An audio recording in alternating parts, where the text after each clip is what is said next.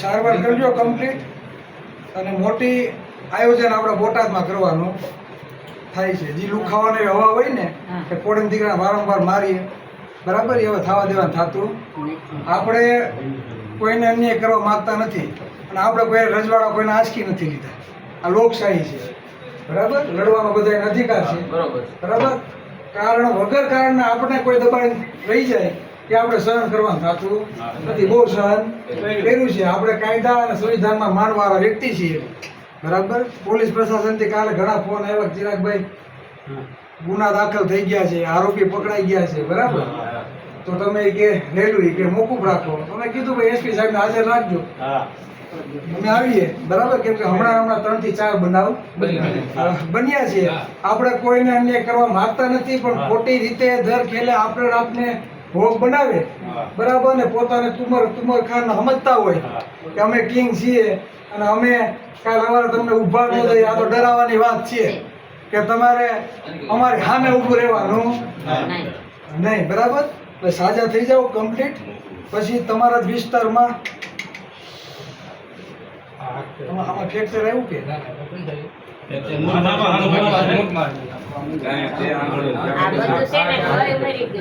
હા, એટલે જ કહું ને આ બધું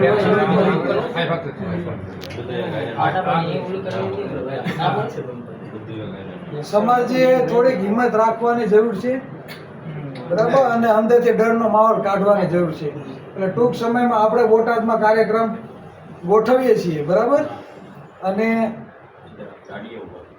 આપણે એકતા શું છે ને એ તમારે બતાવવી પડશે. બાકી હમણાં 3 થી 4 બનાવ બન્યા છે. અમે કઈ ઘડીએ આવવાના નથી.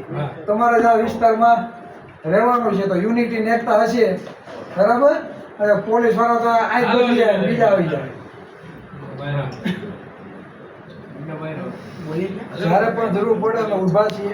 કોઈ આવે કે ન આવે, અમારી ટીમ એની ટાઈમ તમારે હેરે રહે છે. જ્યારથી બનાવ બન્યો ત્યારથી છે ને અહીંયા બધા બરાબર. જ્યારે પણ જરૂર પડશે અમે આવશું બરાબર. પોલીસ પ્રશાસન એવો અમને સહકાર આપ્યો છે. હાલ પોલીસ પ્રશાસને આપણે સહકાર આપ્યો છે. એણે કીધું કે રેલી ન કાઢતા, એટલે આપણે રેલી પણ મોકૂફ રાખી છે બરાબર. પણ આમ નામ ઘટના બની બરાબર. હવે આપણે પોલીસ પ્રશાસનનું પણ સાંભળશું બરાબર ને, કેમ કે આપણે ધોકા ખાવા માટે જન્મ લીધો. હજી કહું છું, આપણે કોઈને રજવાડા છીની લીધા નથી. આ લોકશાહી છે અને લોકશાહીમાં લોકોથી શાસન હાલે છે અને કોઈ બી લોકોને ઉભવાનો અધિકાર છે. બીવડાવવાની વાત છે કે તમારે ફોર્મ ભરવાનું નહીં મુકેશભાઈ બરાબર. એટલે એવા કઈ આપણે છીએ નહીં. આપણો ઇતિહાસ ક્રાંતિકારી રહ્યો છે ને છે. આપણે સમ્રાટ અશોકના વંશજ હોતા નહીં છીએ અને ગૌતમ બુદ્ધના વંશજ પણ છીએ, જે માનવતાનો સંદેશો આપે છે. અને સમ્રાટ અશોક એ છે કે અખંડ ભારતનો શિલ્પી હતો અને ઘટતું જેણે શાસન કર્યું અને દુશ્મનો અખંડ ભારત હમું નજર પર ન માનતા. આ આપણે એના વંશજો છીએ બરાબર. ને કોઈ ડરાવવાની ધમકાવવાની વાત કરતું જ રહી છે કે આજે સહન નહીં થાય અને કાલે પણ નહીં થાય. એટલે તમારે એને હંમેશા જેટલા આવ્યા એ બધા એની ટાઈમ અને આવનારા દિવસોમાં મુકેશભાઈ આપણે અહીંયા મોટી સભા આપણે કરીએ અને ખુલ્લેઆમ કરવાની છે બરાબર. અને આપણે કોઈ પક્ષમાં નથી, હું તો કોઈ પક્ષમાં નથી બરાબર. અને જેને પક્ષનું લાભ લાગતું હોય ઘરે રહે, જેને સમાજ કરતા પક્ષ વાળો હોય ને એ ઘરે રહે, એને કઈ જરૂર.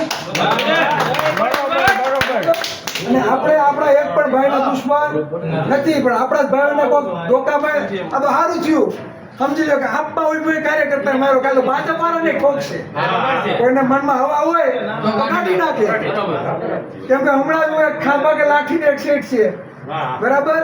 4 ઉમેદવાર આપમાંથી ચૂંટાઈને આવ્યા, કોંગ્રેસ પાર્ટી, બીજા 2 ભાજપ પાર્ટી. ભાઈ આપવાથી મહિલા ત્યાં મહિલા કેન્ડિડેટ પ્રમુખ બને એમ છે, બરાબર. આપવાથી આપણો ભાઈ છે, તો બીજા 3 બીજા સમાજ હતા ના પાડતી હતી કે ભાઈ કોળીને નહીં, આપણે સામેવાળાને સપોર્ટ કરવાનો. આવી હાલત છે. એટલે તમને જીતાડે ખરી પણ સ્વીકારતું કોઈ નથી. આ વાસ્તવિકતા છે. કડવું હોય કડવું, સત્ય છે, સ્વીકારવું પડશે. બરાબર. કાલે જ આપને ફોન આવ્યો. એટલે જેને સમાજ કરતા પક્ષ વાળો હોય એ ઘરે રહી. બરાબર. અમને સમાજ વાળો છે એટલે સમાજને જ્યાં તકલીફ હશે ત્યાં અમે ઊભા રહીશું. અત્યારે એસપી સાહેબને મળવા જાય છે ને એસપી સાહેબને આપણે કહીએ છીએ, બરાબર. જો હિલી કન્સ્ટ્રક્શન એમને બતાવે તો વિડીયો બતાવીએ ભાઈ આપણે. પાટણ વાળા, સુરત વાળા જો આ રીતે ધોલાઈ કરે છે, બરાબર. તો આરોપીને મારો ના દંડા, તો કોળીને હજી ઠોકીને વહી જાય એનો ક્યાંય સરકાર ધોકા નથી ઉલટતા ભાઈ. હે બીજા ના હોય તો તાત્કાલિક ઉલરે છે. એટલે એકને કોડ ને બીજાને કોડ એ નીતિ આપણે ચલાવવાની નથી. બાકી 2027 આવે છે, પાડી દેવાનું થાય છે સરકાર. બરાબર. જો સરકારમાં જેટલી તાકાત હોય તો આપણે સરકાર ઉપર કબજો કરીને બેસી જાય. હે એને નો ગોઠડિયા વાળીને બેહાડ દે. એટલે વાસ્તવિકતા ઓળખો, વાસ્તવિકતા જાગૃત કરો. બાકી આમ નામ રહ્યું ને તો હજી ધોકા ખાવાના વારા છે. તમારે જ્યારે પણ જરૂર હોય છે એની ટાઈમ અમને રિંગ કરજો. અમારી ટીમ આ મુકેશભાઈ બધા આવ્યા છે, એની ટાઈમ તમારી પડકે ઊભા રહેશે. કોઈનાથી ડરવાની જરૂર નથી. અને પોલીસ પ્રોટેક્શન એના પરિવારને મળે એના માટે હોતા આપણે એસપી ને કહી દઈએ છીએ ભાઈ હાજા ન થાય ત્યાં લગી એને સુરક્ષા મળવી જોઈએ. બરાબર.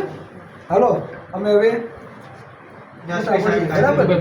તમે મળી લો નીચે, તમારી રાહ ઉભા છે, તમે આવો પછી આપણે મળી લો.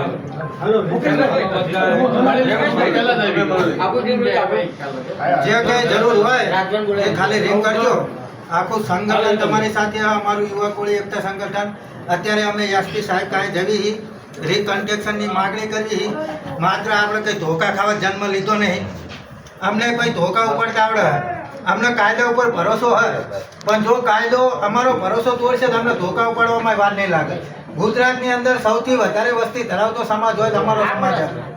અને એમ છતાં આપણને અસામાજિક તત્વો ધોકા મારી જાય તો અમને ધોકા ઉપાડવાના અમે કાયદાના રક્ષક છીએ, અમે કાયદાના ભક્ષક નહીં, અમે કાયદાનું માન નહીં રાખીએ. પણ જો કાયદેસરની કાર્યવાહી આ તંત્ર નહીં કરે તો અમે ધોકા ઉપાડતા પણ અટકાશું નહીં. બરોબર ને? અમે કોઈના બાપના ગુલામ નથી કે કોઈની સરકારી પેઢીના હાલથી કે અમારા બાપ દાદા ડેલિકેટ હતા તો અમારો સંતાન ડેલિકેટ બને. આ લોકશાહી છે. ડોક્ટર બાબા સાહેબ આંબેડકર મત દેવાનો અધિકાર રાજા બનવા માટે આપ્યો હોય, કોઈ ગુલામ બનવા નહીં. આ રાજા બનવા માંગતો હતો પણ અસામાજિક તત્વોને એમ જો કોળી આવે સામો, કોળી શેનો આવી જાય એના મનમાં એવું હતું. પણ એને એટલી ખબર નથી કે આ લોકશાહી છે. અને આ ભારત દેશ સંવિધાનથી ચાલે છે, કોઈ બાપ દાદાની જાગીરથી નથી ચાલતો. કોઈને એવું હોય કે અમારા બાપ દાદાની પેઢી છે અને અમારું રાજ ચાલે તો એ વસ્તુ ખોટી છે. એમાં ખાંડ ખાવી. આ લોકશાહી છે. આની અંદર ગમે તે વ્યક્તિ ઉમેદવારી પણ નોંધાઈ શકે છે અને એ જીતી પણ શકે છે અને એક રાજા પણ બની શકે છે. તો આ કોઈના બાપને દાદાની પેઢી નહીં હાલતી. અમે સમાજ સાથે છીએ. કોઈ પણ રીતની તમને જરૂર પડે ને ત્યાં યુવા કોળી એકતા સંગઠન, જો અમારા લાલજીભાઈ, મુકેશભાઈ, રાજુભાઈ બધા ગયા, એટલે ઘણા બધા રાજેશભાઈ બધા તમારી સાથે છીએ. જ્યાં જરૂર પડે ત્યાં કહેજો. અને અમારા અધ્યક્ષે કીધું હોય બોટાદની અંદર મહાસંમેલન, જો આ કણે 1 લાખ કોળી ભેગા કરવાના થશે ને તો એ લાખ કોળી પણ આ સંગઠન થકી અમે ભેગા કરીને લઈશું. બરોબર ને?